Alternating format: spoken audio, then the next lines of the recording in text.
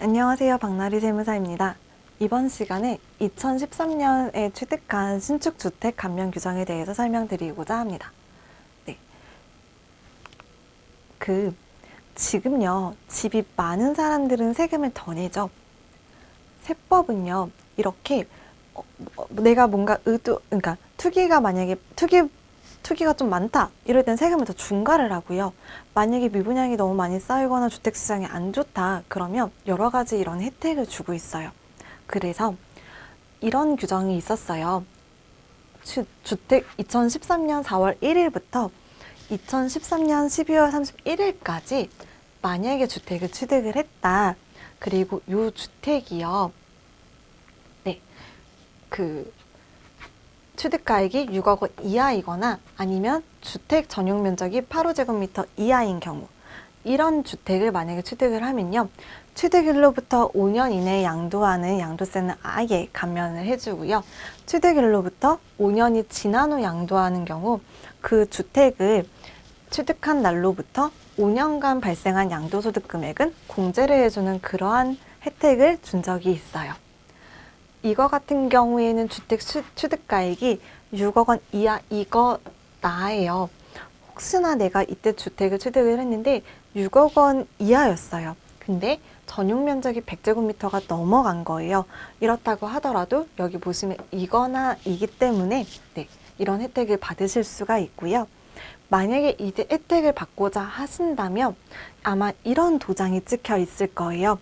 이 감면 혜택은 이렇게 신축 주택 등 감면 대상 기준 주택을 확인하는 날인 이렇게 시공구청장이 도장을 찍어준 요게 있어야 감면이 가능합니다. 이거에 따른 양도소득세에 대해서 설명을 드릴게요. 일단 아까 보시면 5년 이내에 양도하는 주택 같은 경우에는 100% 양도세 감면이 가능하다고 설명을 드렸어요. 근데 취득하고 나서 5년이 지나버린 거예요. 그러면 100% 감면을 못 받네? 그럼 이때는 세금 계산을 어떻게 하지? 이렇게 질문을 좀 주신 케이스가 있어서 이제 설명을 드릴게요. 이때는요, 양도소득 금액에서요, 양도 당시 기준시가분의 취득 당시 기준시가, 양도 당시 기준시가에서 취득 당시 기준시가를 차감을 해요. 그리고 여기 분에 취득일로부터 5년이 되는 날의 기준시가 빼기 취득 당시 기준시가 이렇게 계산을 하는데요. 그냥 논리는 이거예요. 취득일로부터 5년이 되는 날까지의 양도소득세만 감면을 해주려고 해요. 근데 이미 여기까지 와버린 거잖아요. 그래서 전체 양도소득 금액 중에서 이거 분에 이게 차지하는 비율, 요거를 이제 감면을 해주겠다, 요거예요. 취득할 때 만약 기준시가가 1억이었어요. 5년이 되는 날 기준시가가 7억이에요. 그리고 양도 당시 기준시가가 10억이에요.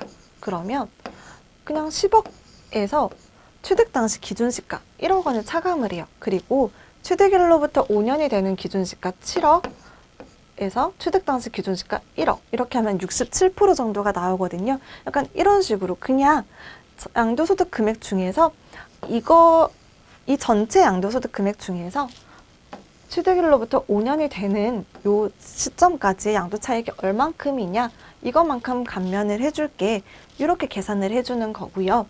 이 규정은 감면을 받았다 100% 이거 같은 경우에 뭐 100% 감면이다 이렇게 해가지고 세금이 아예 없다고 생각을 하시는데 감면을 해줄 때는 이제 조금은 특별한 세금을 내야 돼요. 그게 뭐냐면 농어촌 특별세인데요.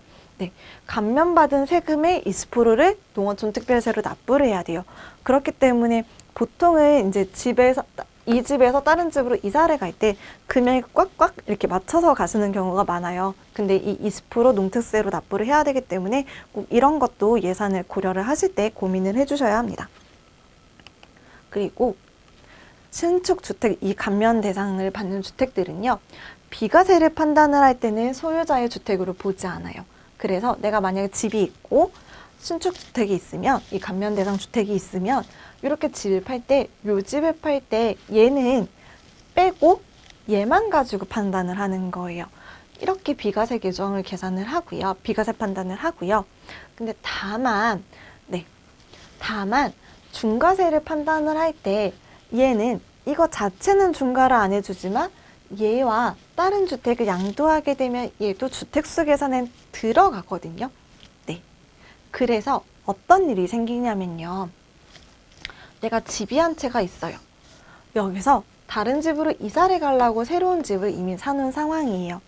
그런데 얘는 어차피 뺀다고 했으니까 여기서 여기로 이사를 가면 비과세를 받을 수 있겠지라고 생각을 하신 거예요. 네, 역시나 비과세는 되겠죠. 근데 만약에 이 집이요 9억 원을 초과하게 된다. 그러면 9억 이하 부분은 당연히 세금을 안 내겠지만 양도가액을 9억 원 초과하는 부분에 대해서는 세금이 주택이 하나, 둘, 세 채이기 때문에 중과세가 되고요. 이럴 경우에는 장기보유 특별공제도 불가능하다는 점 기억해 주시길 바랍니다. 네, 여기까지였습니다. 감사합니다.